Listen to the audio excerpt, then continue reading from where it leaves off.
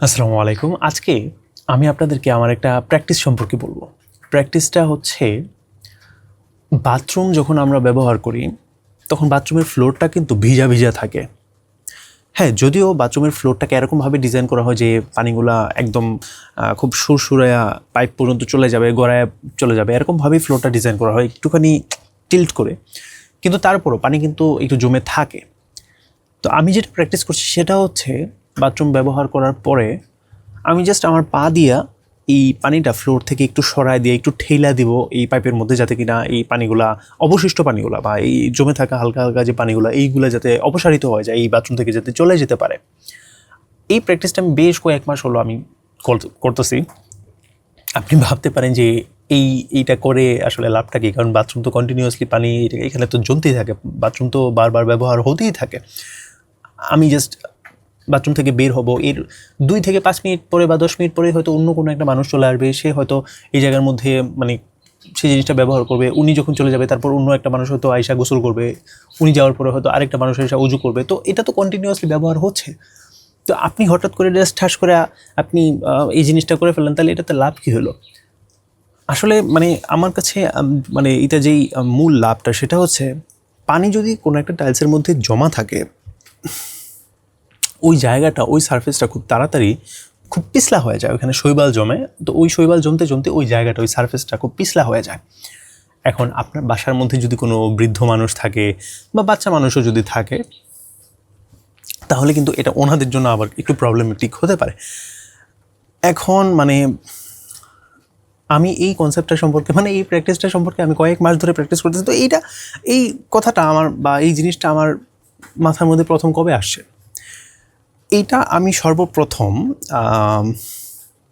জিনিসটার মুখোমুখি হয়েছি অনেক আগে, একদম ছোটোবেলাতে, যখন আমি তখন ক্লাস 4-5 কি 6 পড়তাম, এরকম একদম ছোটোবেলাতে। তখন আমার নানা নানু দুজনই বেঁচে ছিল। তো আমরা ঢাকার মধ্যে ওনাদের কোনো একটা আত্মীয়ের বাসাতে গেছিলাম। তো ওই জায়গার মধ্যে আমি বাথরুমটা ব্যবহার করে তারপর যখন বের হয়েছিলাম, তারপর কিছুক্ষণ অপেক্ষা করার পরে যখন অন্য একটা মানুষ, মানে বাড়ির গৃহকর্ত্রী যখন বাথরুমের ভিতরে ঢুকলো, তখন উনি ফিউরিয়াস হয়ে বাইরে বের হয়েছে, বুঝছেন। আমি হঠাৎ করে ভাবলাম, ওমা, উনি রাগ হয়ে কেন বাইরে হইতেছে, কাজের বুয়াকে ডাকছে, এই এদিকে আয়। তো উনি ডাইকা বলতেছে, এই বাথরুমটা ভিজা কেন, এই ফ্লোরটা ভিজা কেন? তো আমি তখন একটু মানে ছোট মানুষ, তো আমি এমনি তো ছোট মানুষই, বড় হওয়ার পরও আমি অনেক দিন পর্যন্ত ভাবছি যে এটা আসলে ভিজানোর না, ভিজানো মানে ভিজাই তো থাকবে, তাই না? এটাই তো সো অবভিয়াস না এটা। তো আমিও ছোটোবেলার মধ্যেও আমি এটা ভাবতাম যে বাথরুমের ফ্লোর না ভিজাই থাকে, মানে আমাদের বাড়ির মধ্যে তো ওই ভিজা ভিজাই থাকে।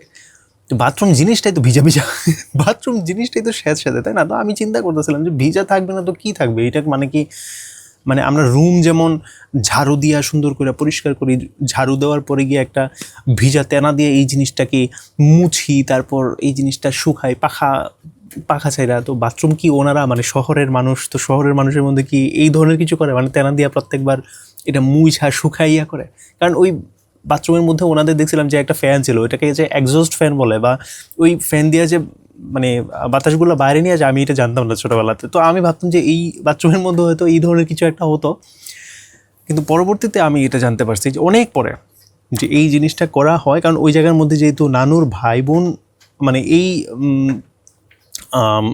সম্পর্কের মানুষজন ছিল, তো ওনারাও কিন্তু বয়স্ক মানুষই ছিল। তো ওনারা খুবই কেয়ারফুল থাকতো এই জিনিসটার জন্য, যে বাথরুমের মধ্যে যাতে পানি জমা না থাকে। বাথরুমটা পিছলা হবেই, কারণ এই জায়গার মধ্যে যেহেতু এই জিনিসটাই স্যাঁতস্যাঁতে একটা পরিবেশ, তো বাথরুম এর ফ্লোর সারফেসটা পিছলা হবেই। কিন্তু আপনি যদি এই অভ্যাসটা করে থাকেন, তাহলে তুলনামূলক কম সময়ে আপনার পিছলাটা হবে, এবং যখন আপনি ব্যবহার করবেন খুব মানে ঘর্ষণের যে ব্যাপারটা, সারফেস যদি মানে একদম মানে পানি যদি পড়ে থাকে, তাহলে এই জিনিসটা পিছলা পিছলা হইলেও ঘোলা, মানে খুব স্মুথ থাকলো, তো এইখানে পিছলা খায় পড়ে যাওয়ার সম্ভাবনা অনেক বেশি। কিন্তু আপনি যখন পানিটা অপসারণ করলেন, তখন সারফেসের ঘর্ষণের ব্যাপারে স্মুথ থাকলো না, কর্কশ থাকলো, তো এখানে পিছলা খাওয়ার চান্সেসটা কম। মানে আমি কেন এই টেকনিক্যাল জিনিস বুঝাইতেছি আমি জানি না, আপনি ডেফিনেটলি এটা বুঝেন। আচ্ছা, তো আমি এটা মানে রিসেন্টলি আমি এই জিনিসটা প্র্যাকটিস করতেছি, আপনি ওই জিনিসটা প্র্যাকটিস করতে পারেন। এত দেরি কেন করে, মানে এই ছোট্ট একটা অভ্যাস আসলে দেখেন আমার জীবনে আমি অনেক কিছুই ছোটো ছোটো জিনিস প্র্যাকটিস করা শুরু করছি। আমার কাছে এই জিনিসগুলো করতে ভালো লাগতেছে, মানে লাইফস্টাইলটা একটু উন্নত, মানে এই যে এই লাইফস্টাইলটা, এই অভ্যাসের মধ্যে আমার কিন্তু কোনো প্রকার টাকা পয়সা খরচ হচ্ছে না। এমন যদি হতো আমার প্রত্যেক মাসে 1,000 টাকা করে খরচ হচ্ছে এই অভ্যাসটার কারণে, এরকম কিন্তু না, জাস্ট মানে কয়েক সেকেন্ড খরচ হচ্ছে, তো কেন আমরা এই সেকেন্ড মানে এই সময়টা ইনভেস্ট করবো না, তাই না? তারপর আমার মনে হয় এরকম মানে বিভিন্ন বিভিন্ন অভ্যাস নিয়ে আমি মানে এখন কাজ করতেছি, আমার এই বয়সটাতে কাজ করতেছি। এখন যদি কাজ না করি লাইফস্টাইল নিয়ে, তাহলে কবে করব?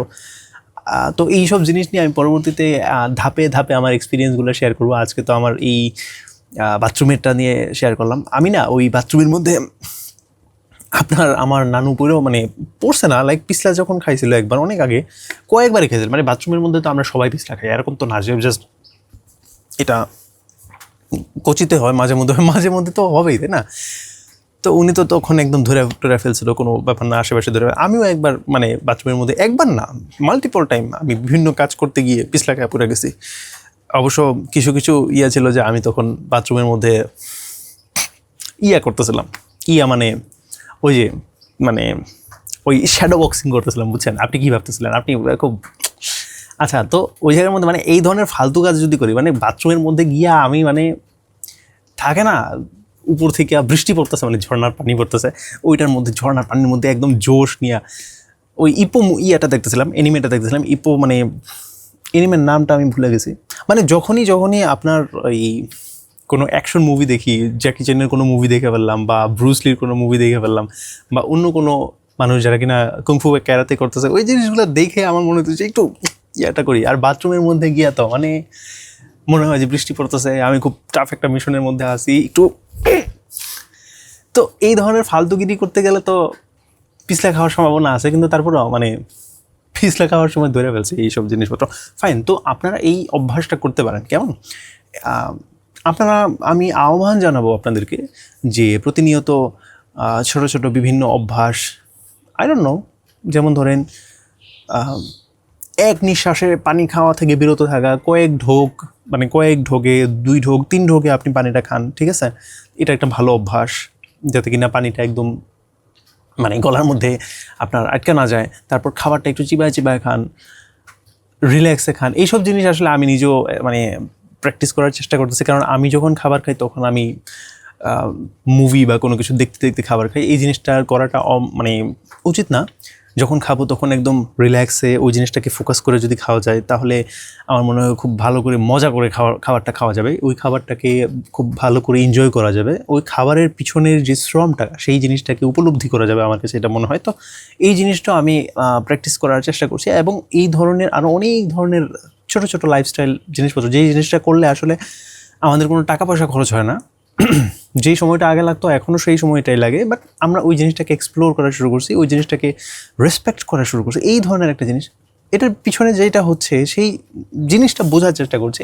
এরকম অনেক কিছুই আমি ধীরে ধীরে করছি। আমি ধীরে ধীরে একে একে পুরো জিনিসটা বিভিন্ন জিনিস আমি বিভিন্ন ভিডিওর মধ্যে আমি আপনাদের সাথে শেয়ার করবো। সো আজকের মতো এই পর্যন্তই। ভালো থাকবেন সবাই। আর আমি আজকের ছবিটা আপনাদেরকে দেখা দেবো, দেখে মন্তব্য করেন ভাই, মন্তব্য করেন না কেন, আমি বুঝি না কিছু। গুড বাই, আসসালামু আলাইকুম, ভালো থাকবেন।